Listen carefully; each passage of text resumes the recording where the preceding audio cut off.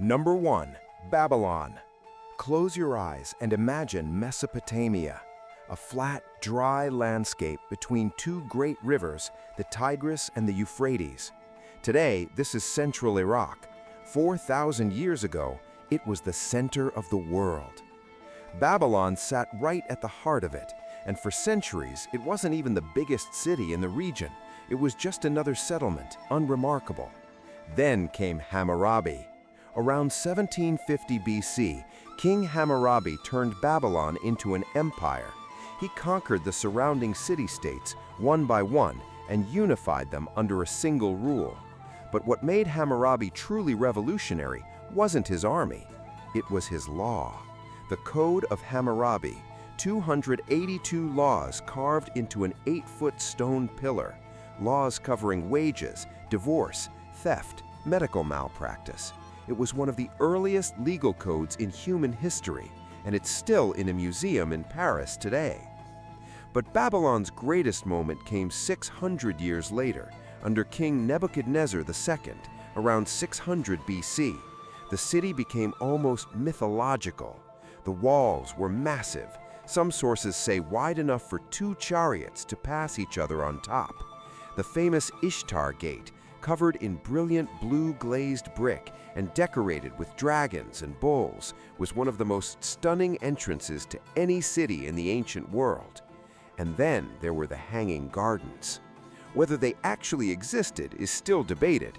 No ruins have been found, but ancient writers described lush terraces of trees and waterfalls rising above the flat Mesopotamian plain, a paradise built, according to legend, by Nebuchadnezzar for his wife because she missed the green mountains of her homeland. Babylon fell in 539 BC, conquered by Cyrus the Great of Persia. Without a single battle, the gates simply opened. The greatest city in the world, taken without a fight. Number 2. Athens. 2,500 years ago, on a rocky peninsula in southern Greece, something happened that had never happened before in human history. People decided to govern themselves. Athens didn't invent civilization, but it invented something arguably more important: democracy. The idea that ordinary citizens, not kings, not priests, should decide how their city is run. The Athenian Golden Age lasted roughly 100 years, but in that century, this city of maybe 300,000 people produced ideas that still run the world. Socrates, Plato, Aristotle, philosophy as we know it, born here. Herodotus and Thucydides, the first historians. Sophocles, Euripides, Aristophanes, drama, tragedy, comedy, invented here. The Parthenon, one of the most perfect buildings ever constructed, built here. And it almost didn't happen. In 480 BC, the Persian Empire, the largest empire the world had ever seen, invaded Greece. The Persian king Xerxes brought an army estimated at over 200,000 soldiers. Athens was evacuated, the city was burned to the ground, and then the Greeks did something extraordinary. They won at sea. A smaller, faster Athenian fleet destroyed the Persian navy at the Battle of Salamis. Xerxes watched from a golden throne on the shore as his armada collapsed. The Persians retreated, Athens was rebuilt, and the Golden Age began. But Athens also had a darker side. Slavery powered the economy, women had almost no rights, and Athenian democracy, for all its genius, eventually voted to execute its greatest philosopher. Socrates, guilty, hemlock. The Golden Age ended with the Peloponnesian War, Athens versus Sparta, a 27-year conflict that bled the city dry. Athens never fully recovered. The city that invented democracy destroyed itself through democratic vote. Number 3. Carthage. On the coast of North Africa, in what is today Tunisia, there was once a city so wealthy, so powerful, so strategically placed that Rome spent over a century trying to destroy it. That city was Carthage. Founded around 814 BC by Phoenician settlers from the city of Tyre in modern-day Lebanon, Carthage started as a trading post, a small port on a peninsula jutting into the Mediterranean. Within 400 years, it controlled the western Mediterranean, Spain, Sicily, Sardinia, North Africa. Carthaginian merchants traded tin from Britain, gold from West Africa, silver from Spain. Their navy was the most powerful in the Western world. And then came Hannibal. 247 BC, a Carthaginian general who would become one of the most brilliant military minds in history. Hannibal Barca, fast, almost breathless. During the Second Punic War, Hannibal did something that military historians still argue about today. He marched an army, including war elephants, from Spain, across southern France, across the Alps in winter, and invaded Italy from the north, something Rome had never imagined possible. He then spent 15 years on Italian soil, winning battle after battle. At Cannae in 216 BC, he destroyed a Roman army of over 50,000 soldiers in a single afternoon, still studied in military academies today. But Hannibal never took Rome. He didn't have the siege equipment. He didn't get reinforcements from Carthage. He marched his army across Italy for years, undefeated, but unable to finish the job. Rome recovered, counterattacked, and in 146 BC, after the Third Punic War, Rome razed Carthage to the ground. The city was burned for 17 days. The population was sold into slavery. The ruins were salted, so nothing would grow there again. 100 years of wars, 3 conflicts, and in the end, nothing. Carthage wasn't just defeated, it was erased. Number 4. Alexandria.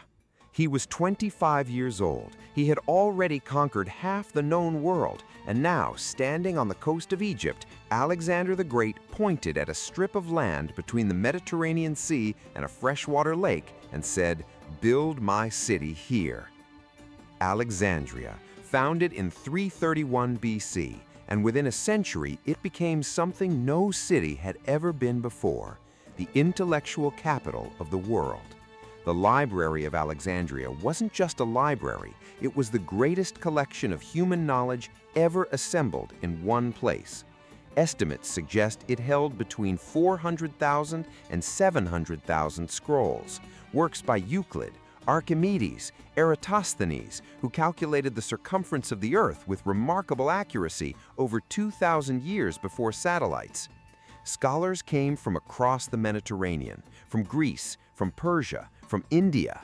The city's museum, the original meaning of that word, was a research institution, a think tank, where the world's best minds worked, debated, and wrote.